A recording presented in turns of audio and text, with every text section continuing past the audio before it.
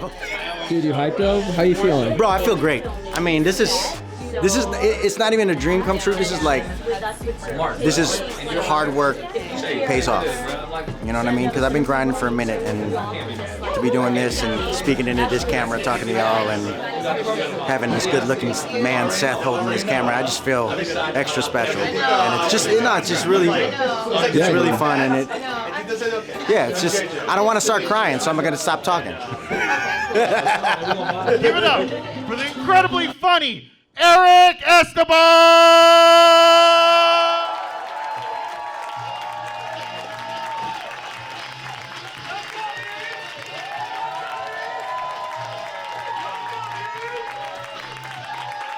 Putang ina! DJ, run that back so everybody can do it. Hold up. Y'all know what to do when they play All I Do Is Win in the Philippines, right? Do y'all know what to do? Yes, right when they say, when your hands go up, everybody screams, Putang ina! I saw that a video on TikTok, and I was like, oh my God, it's my new favorite song. What's up, y'all? I'm Erick Esteban. AKA Miscellaneous Brown.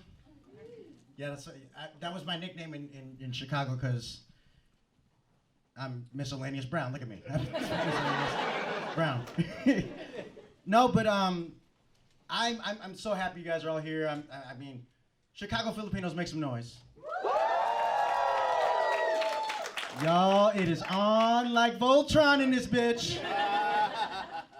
Most of these Filipinos watch Voltron, so I know that that's a good reference. No, I was online, and I've been watching, Filipino stuff. I'm producing the Phil-Am Comedy Jam, so I'm trying to, see all the Filipino stuff, and I am really just hoping that Filipino-Americans all over the country support this special the way they support a white man who can speak Tagalog.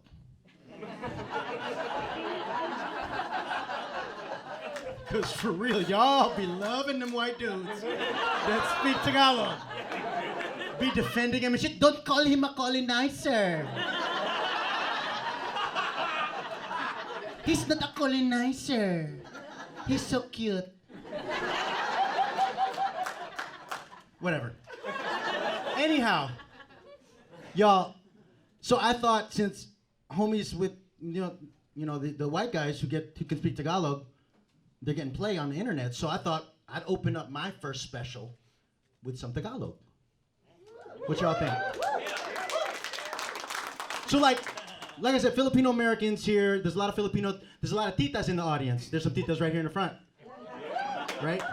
And I've always, how many Filipino-Americans, how many people who were born here in Chicago can speak Tagalog fluently? Make some noise. Nice. I cannot.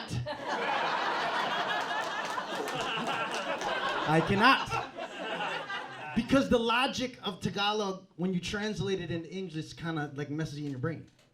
You know what I mean?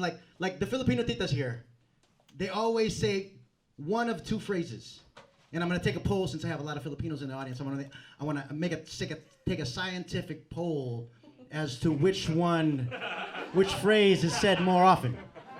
Okay? Because some titas, if they're upset or they're disgusted with something, or maybe they're mad at somebody, they'll say, "Ay, poke ng kabayo."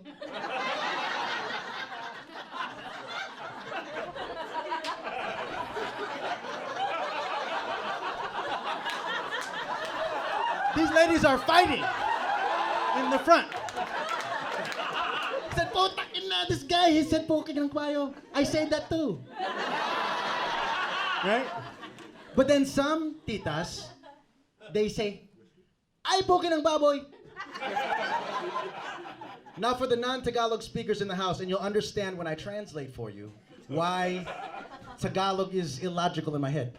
Because I don't understand what would make someone or inspire someone to say horse vagina or pig vagina when they're upset. It's hard for me to comprehend. You know what I'm saying? It's like, I got horse vagina. Pig pussy, god damn it. God damn it. I wouldn't want to say that shit, you know what I mean? And then like, but I wanted to have a Tagalog phrase that I could say fast. You know, because like when you speak Tagalog fast, they think you can speak Tagalog, right? Like I wanted a phrase that every person in this room, because everybody in this room could say, ¿Dónde está la biblioteca? Everybody can say that shit, right? And you make people think that you're looking for a library in Spain, right? But I wanted a phrase like that was in Tagalog, you know, in the language of my parents. And then I had this one really mean tita. That she used to raise me. She raised me. She would babysit me when my mom and dad were at work. And she would say the same phrase to me all the time when she would get mad at me. She would, like I remember one time I was in Tony's Peking Garden, which is my favorite Chinese restaurant here in Chicago. And I couldn't finish my food. And she said this phrase to me. So all the Tagalog speakers will understand and they'll laugh. But don't worry, I'm going to translate it for all the people who don't speak Tagalog. Okay? So my tita, I couldn't finish my food. And she said the phrase that she always says to me. She threatened me. She said, "Bugbugin kita, wala kang piano, tugtugin do, re, mi, fa, sol, la, ti, do." Bugbugin kita, wala kang piano, tugtugin do, re, mi, fa, sol, la, ti, do.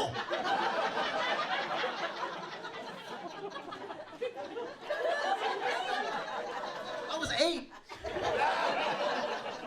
But I didn't remember, I didn't know what it meant, but I could memorize it phonetically. So then I asked my dad, I was like, "Dad, what does this mean?" So he said, "Well, say it in Tagalog, tell me." So I said, "Bugbugin kita, wala kang piano, tugtugin do, re, mi, fa, sol, la, ti, do." Just like that, I said it with all the fucking intonation and shit. And he said, "That means I'm going to hit you so hard that even though you don't have a piano, it's gonna make the sound do, re, mi, fa, sol, la, ti, do."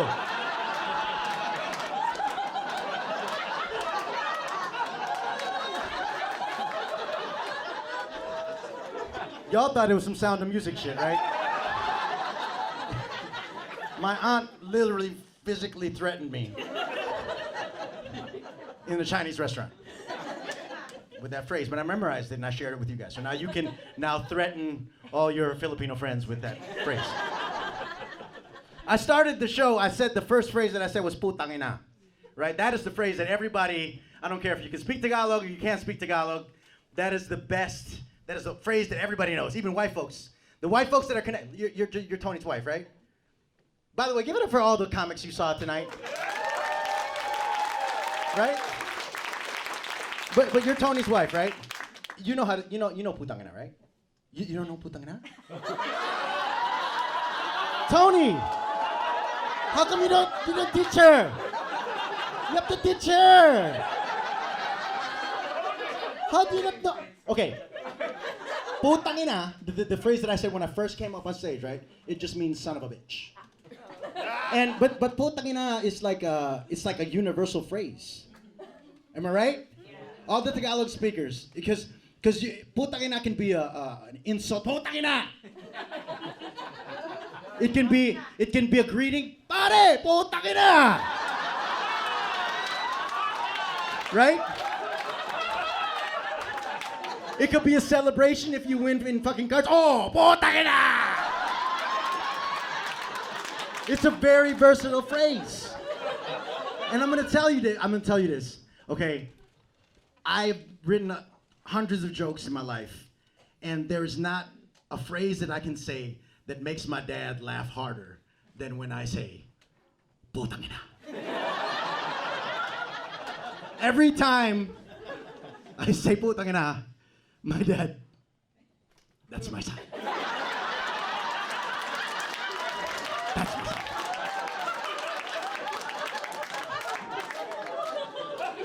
Yeah, no. But even that impresses my dad. Filipino-American parents are the hardest people to impress. Am I right? Second generation. Am I right? Oh my God, for real.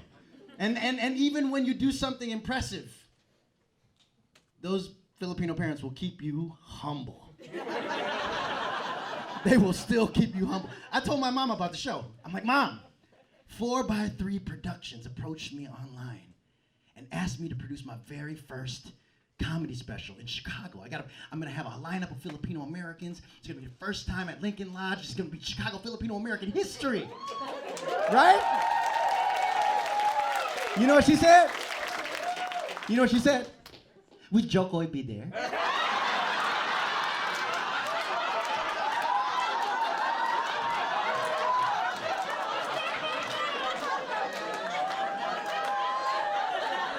Hopefully one day I'll be my mom's favorite Filipino-American comic. No, but like I said, Filipino parents keep you humble, right? They do. They just do, right? Will Jokoy be there? Because he's much bigger than you. He also has money. You're still broke.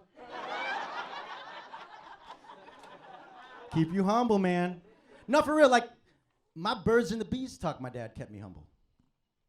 For real. I told y'all I'm gonna talk about my dick. I told y'all. No, the very first time I ever had sex with a woman, I was in high school. I was with my high school girlfriend, and we were in my bed. We thought that we were alone for the afternoon, right? And I was able to finally insert my penis. I've been trying for months, and I was finally able to insert it. And just as at the moment of insertion, my dad walked in. Opened the door. Oh, sorry.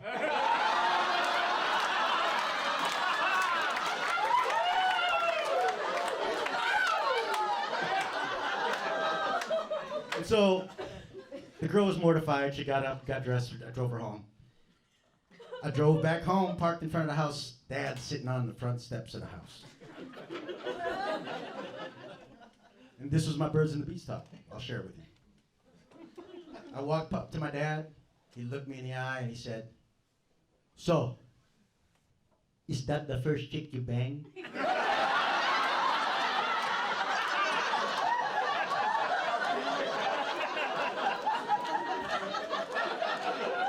Because when I'm your age, maybe 10.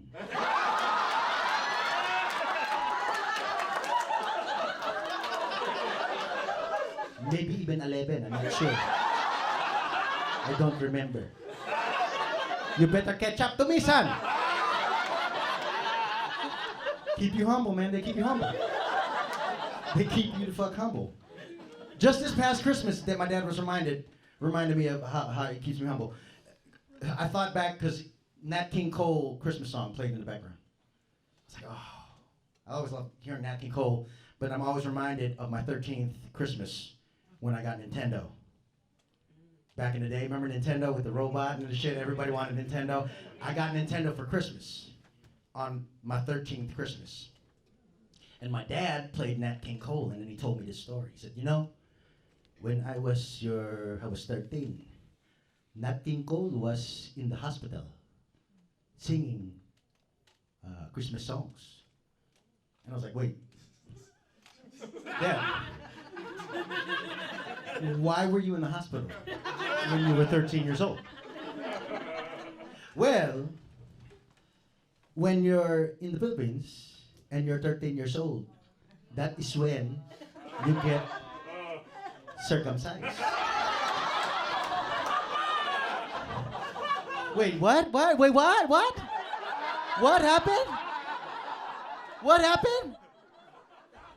Nat King Cole was singing and they cut off an inch of my penis. The fuck, Dad? What? What? Yeah, so when you're 13 years old in America, you get Nintendo. When you're 13 years old in the Philippines, they snip your penis. So enjoy your fucking Nintendo.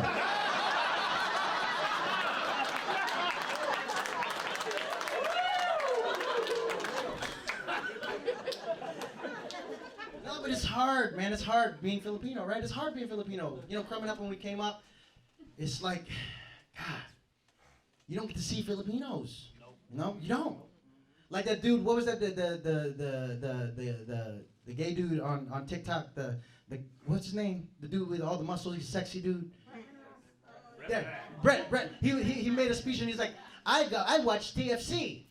I saw Filipinos when I was growing up. Good for you, motherfucker. God damn. My parents didn't pay for TFC. What the fuck? Chicago Filipinos didn't pay for TFC. That's some California shit. For real. No, but like when I was coming up, the first Filipino that I saw on TV was Bruce Lee. And he's Chinese, so he's not Filipino.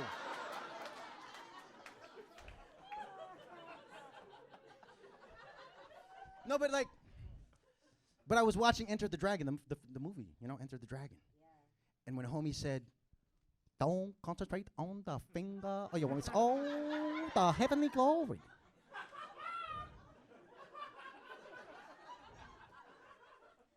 I'm not gonna lie, my dick was hard as a rock. It was. I'm not gay, but Bruce Lee does it for me. He's like a masculine dude, you know? What? You can't tell me when you was seeing those nunchucks that your dick wasn't a little hard.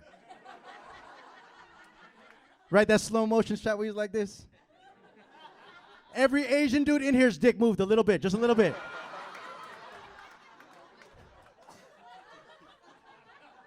It's true. No, but he was, obviously he was Chinese, he wasn't Filipino. But then I saw a movie called Barry Gordy's Last Dragon. Ooh, people made some noise. So if you've seen Barry Gordy's Last Dragon, who's the master? Show enough! Who's the master? Show enough! So for all the people who are very confused right now, there was a kung fu movie in the 80s called The Last Dragon, but it was set in Motown, New York, and it was black people, and the hero was called Bruce Leroy. And there was a Shogun of Harlem, was this big black dude with an afro, and every time he would ask, who's the master, they would say, Show enough! And that was the movie, right? But in the finale of that movie, little Ernie Reyes Jr. jumped off the stage with a double kick and then made a Bruce Lee face. And I was like, oh shit, that bitch looked like me. And then I found out he was Filipino. And this was the 80s, okay? So there was no Google. So you could lie forever. So as soon as I found out that Ernie Reyes Jr. was Filipino, that motherfucker was my cousin. For real. Ernie Reyes Jr. is my cousin, guys. And then as he got older, he still did movies. He did like Surf Ninjas.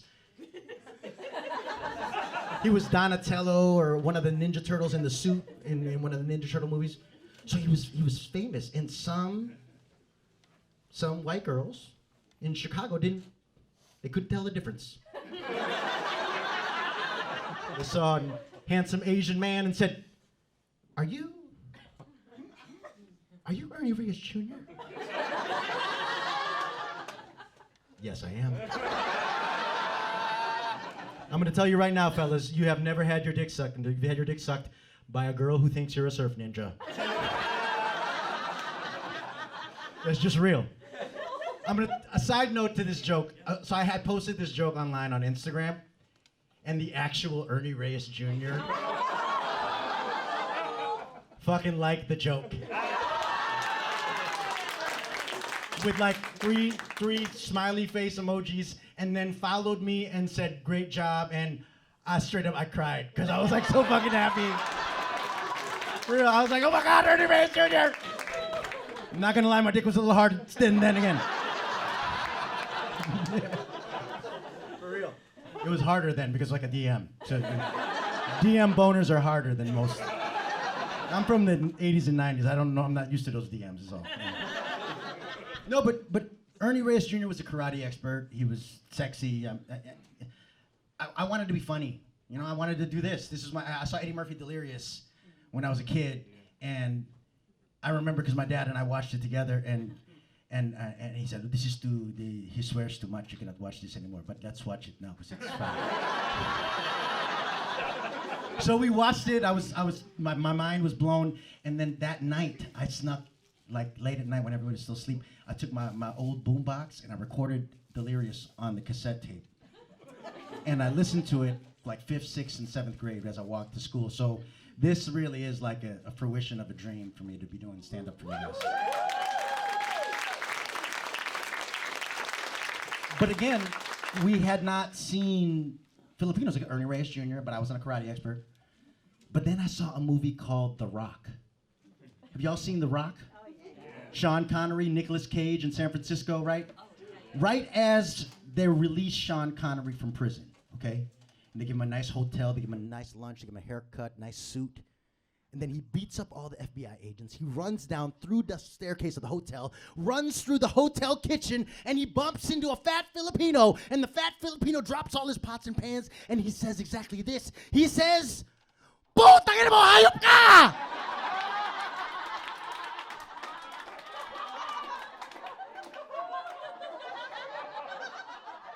I'm sitting there with my dad, and my dad's like, "Oh my God, did he just call Sean Connery a son of a bitch?"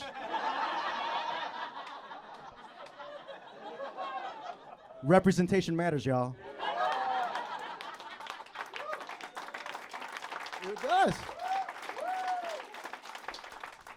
But that was, I'm going to say that movie must have inspired me a little bit to be able to, like, swear at white people. It was a little bit of an inspiration, I think. But the movie that made me think, wow, I could really be a Hollywood movie star. I could really do this shit. Was in a movie called Return of the Jedi. Y'all seen Return of the Jedi? Yes.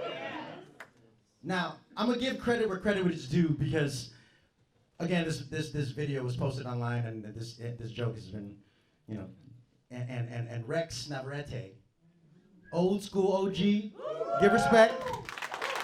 He mentioned what I'm about to mention to you first, but at the same time, I'm going to share with you my inspiration from that moment that Rex shared with us. Okay? So in Return of the Jedi, when the Ewoks land on when the rebel forces land on the moon of Endor, right? And Luke and Leia are separated. So Han, Luke, C-3PO, R2-D2, they're all searching for Leia in the forest. But then Chewbacca grabs a piece of meat. Oh, and they all get caught up in a trap. And then R2-D2 busts them down. And then they all fall to the forest floor. When they get up, they're all surrounded by Ewoks.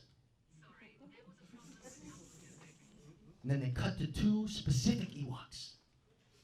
And the 2 Ewoks say exactly this. They say, "Hoy! Puno daw to. Napakaganda."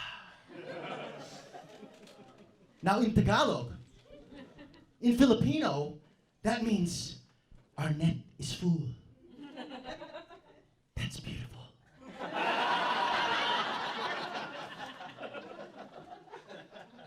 Ewoks are Filipino, y'all.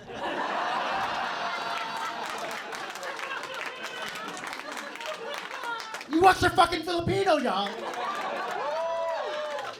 And when I saw that shit, I said, I'm gonna be the first Filipino Jedi. The first Filipino Jedi. And most of the time, Filipino Jedis, they have an Anglo-Saxon accent, right?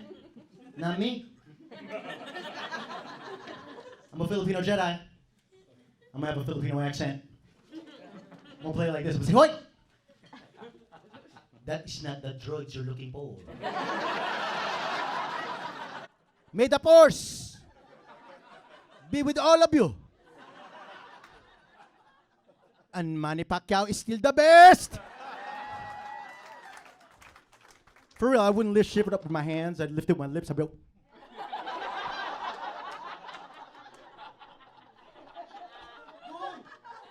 Where? Doon! Putang ina! That's for my dad.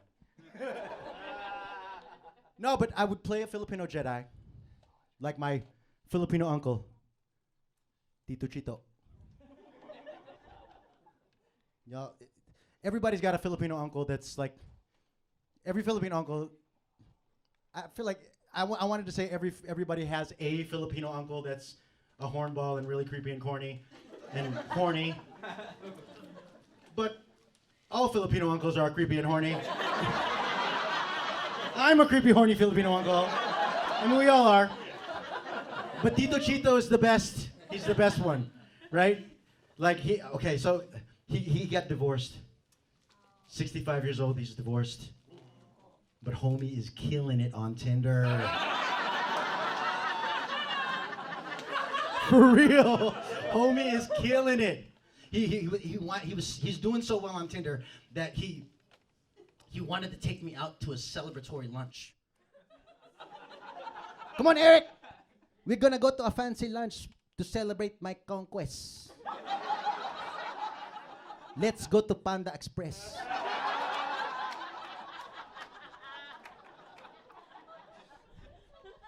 So we go to Panda Express, and I'm at LA. I gotta watch my carbs. So I'm like, can I get a for here plate, please? Tito Chito interrupts the Hoy! No! For to go. He's gonna get to go. You never get a for here plate at Panda Express. You always get to go because you always get more. That's Tito Chito wisdom right there. That's wisdom. Right? So we sit down and we're eating, and he said, Eric, do you know about this Tinder? Somebody got a Tinder alert there. And then, I told y'all we was filming. Turn off your phone. Okay. No, but do you know about this Tinder? It's so easy to get the pussy. Pussy. I don't say peck anymore because I'm American.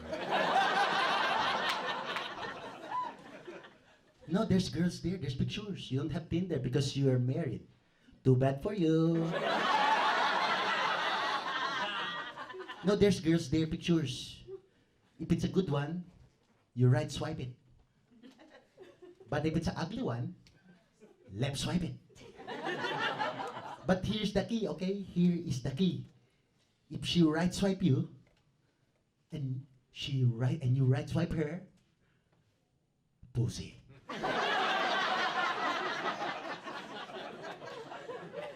I'm born in the Philippines. And I was married to your tita for a long time. So the only ladies I ever had was Filipina ladies. But now with Tinder, it's like Skittles. I can taste the rainbow. You know, Tito's always telling you something real good when they go like this.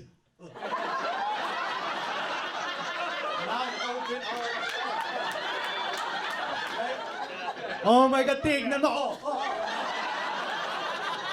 Lots of pussy on Tinder! Last night, one day I have a white lady. The other day I have a Latina lady. But last night, I went out with Lawanda.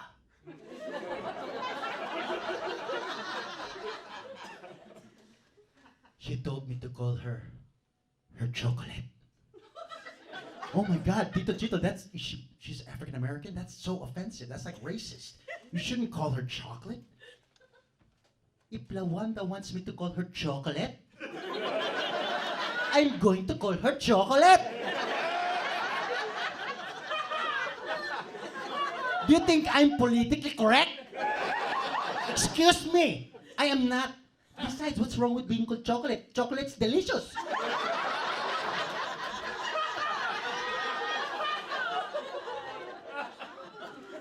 I will not kiss and tell, okay? I will not kiss and tell. But I'm gonna tell you. Wakanda forever.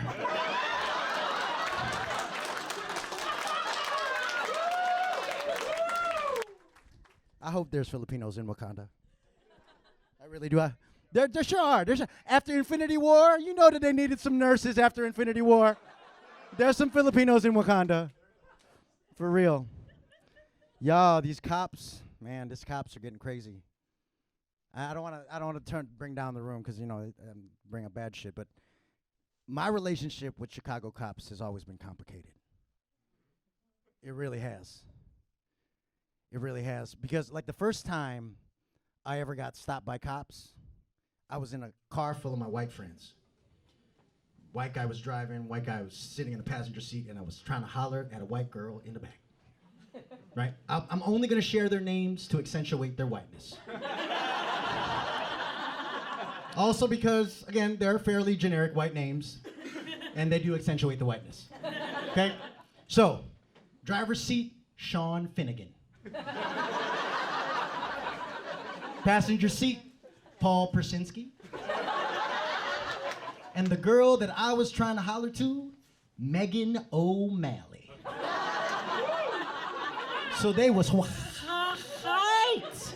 Like you pronounce the H white. Like white. Right?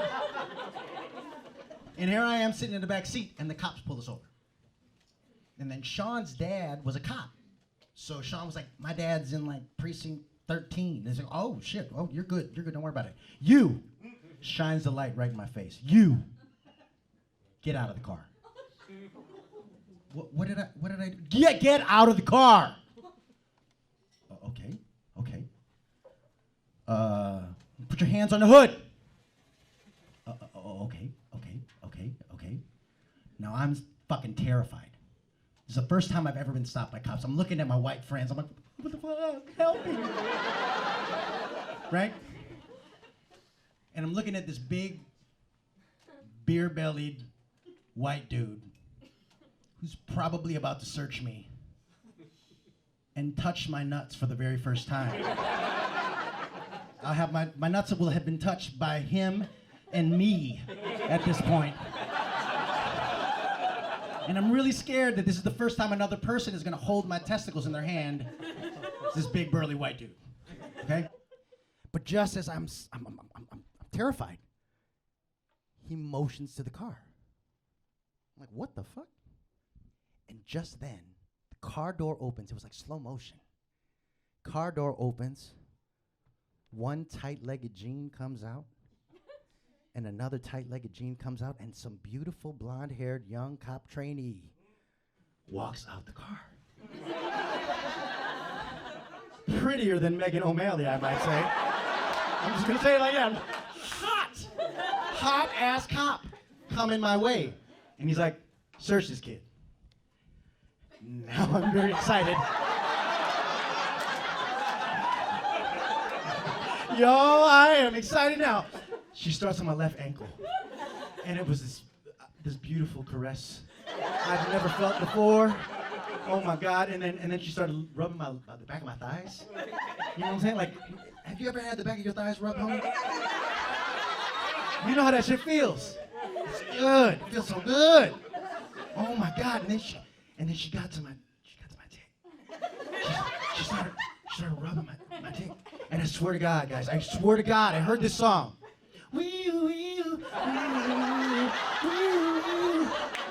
I got stopped by a lady cop.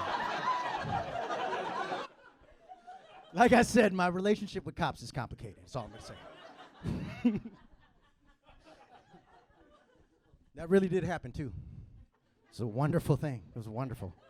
That's why I have a kind of relationship with cops. You know, the first time my dick was touched was by a cop, so it's complicated.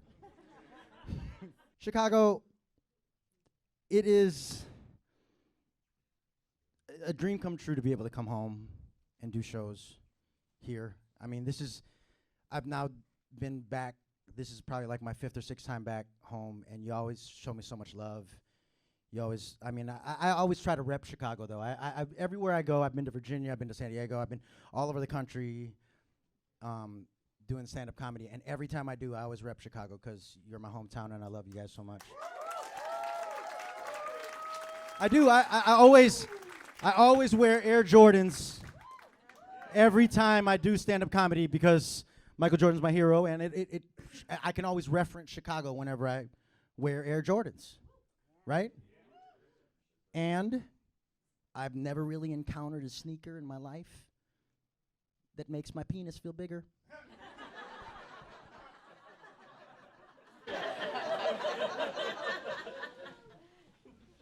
Still small as fuck, but it feels bigger. When I wear my Jordans. I mean, you could never imagine Michael Jordan with a small dick. I mean, there's never been a way. So when I wear my Jordans, I feel like I'm, I've got a Michael Jordan dick. Like when you wear new sneakers, you even walk like you got a Michael Jordan. You make sure, you make sure. You don't want to dirty them up, right? So you're walking like you got a big dick, but you don't really have a big dick. You just don't want to get snow on your gym shoes. No, but the reason why I wear Jordans to every show, and the reason why Michael Jordan's my hero, yes, it's because of the reason I just shared with you. But it's also because back in the 90s, during the championships, that's when I grew up. I was what? I graduated high school in 1992, and I graduated college in 1996. So literally, my adulthood was the Bulls championships. And the coolest part about it was, in the 90s, they all acted a fool in this city. Did they not? Anybody who went to the clubs in the 90s when the Bulls were winning, you could see the Bulls. Yeah. Like, I remember I partied at Crowbar with Dennis Rodman.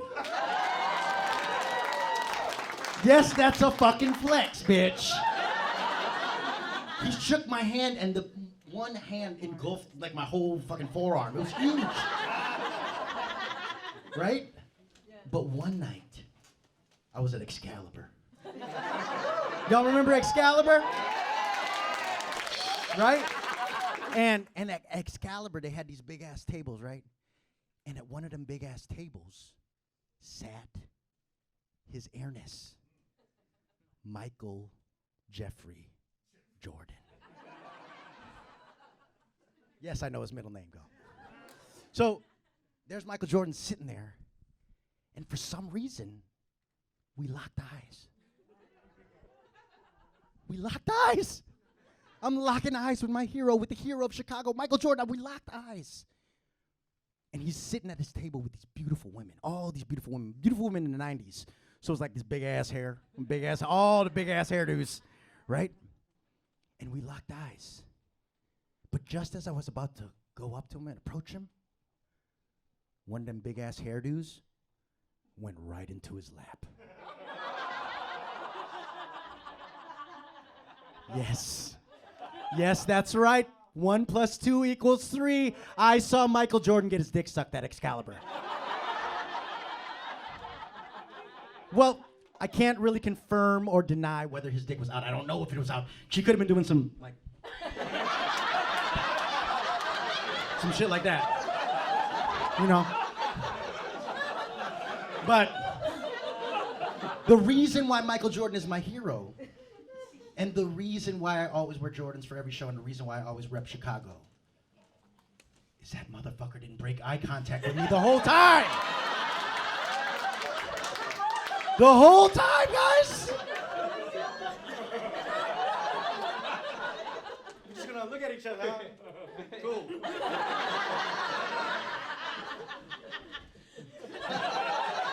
That's what happened.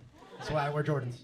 I want to talk about sneakerhead justification. That's justification for you, right? No, but I wanted to close out the night with a little Filipino-American history story, because tonight we made some Filipino-American history, y'all. First Chicago Filipino to film his special in Lincoln Lodge. First all-Filipino lineup at Lincoln Lodge. So I wanted to share this story of Filipino-American comedy history. I don't know if y'all remember the story of the Manila Men. Have y'all heard that story of the Manila Men? 1763, I believe, was when they established the first fishing colony in Louisiana. It was the first Asian American fishing. It was the first Filipino colony in America. And the story goes is the Manila men jumped from the Spaniard ships and swam to the shore. Crazy, right? So I thought about what was the conversation like on that ship? You know, it's two guys on there, and one guy's like, I'm going to jump.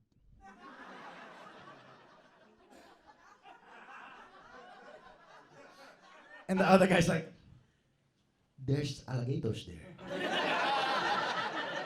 And a lot of other crazy things. You've got to be very careful.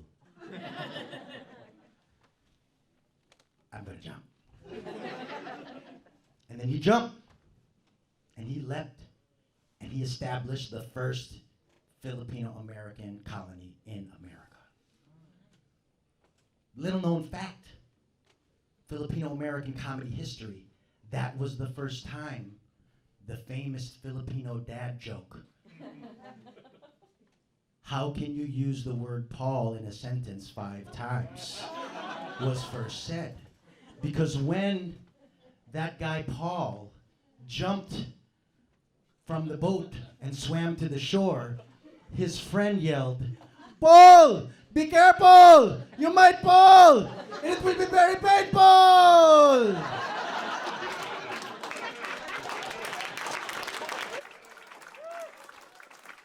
And that was the first time that joke was ever told, y'all.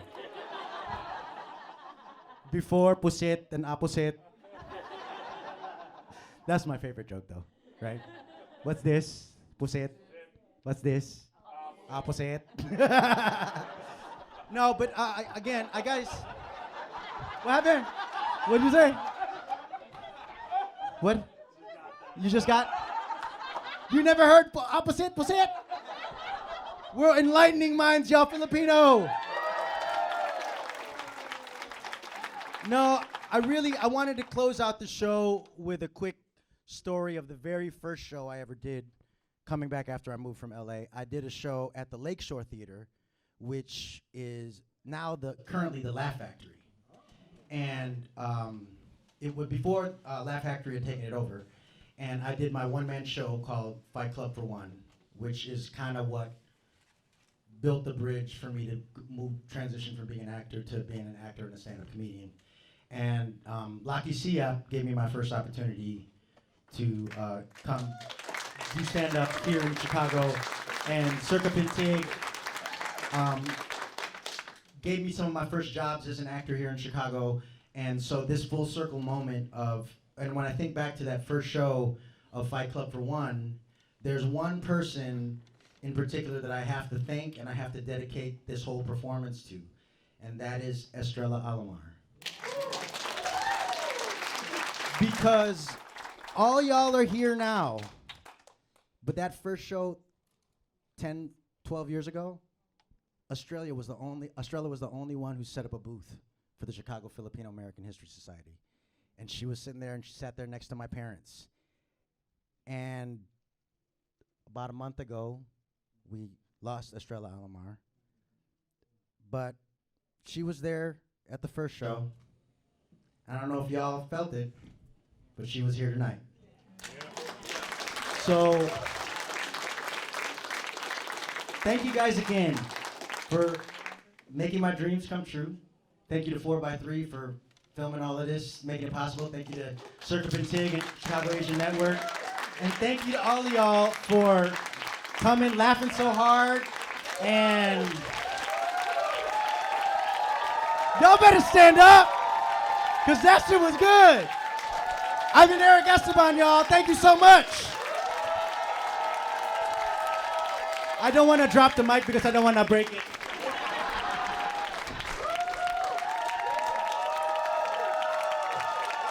Actually, you know what, DJ? DJ, wait. There's only one way to really end this show. DJ, run back All I Do Is Win. Y'all ready? You know what to do, right?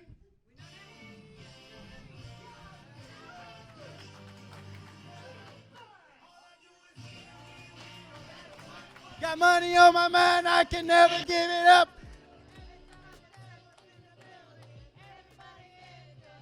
Putang ina! My dad would be so fucking proud. Thank you guys so much.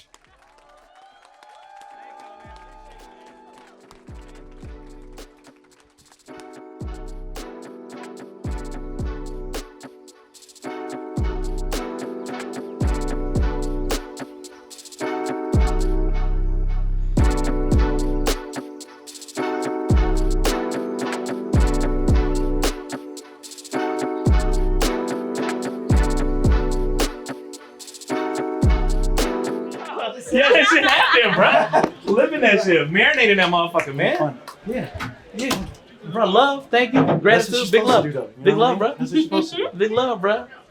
Yeah, that was Thrax, cuz.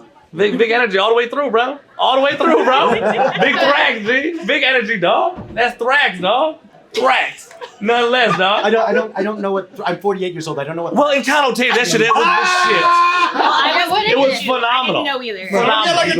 Phenomenal.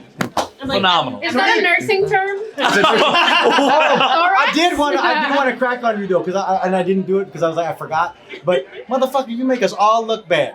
I'm gonna tell you right now. Oh, why? Mark Bond is a nurse and also comedian. Why cannot you not have a career? Maybe you should listen to your mother, Erick. Yes, motherfucker. It's like, oh, Ken Jeong is a doctor, also comedian. Why can't you do that too? Look at your friend, Mark. He even has a nice jacket. Why? Because he has money. Mark Wahlberg, di ba? Ikaw na, di ba? His mom probably doesn't have to buy his jacket for him. Opo, ganyan lang. Diba?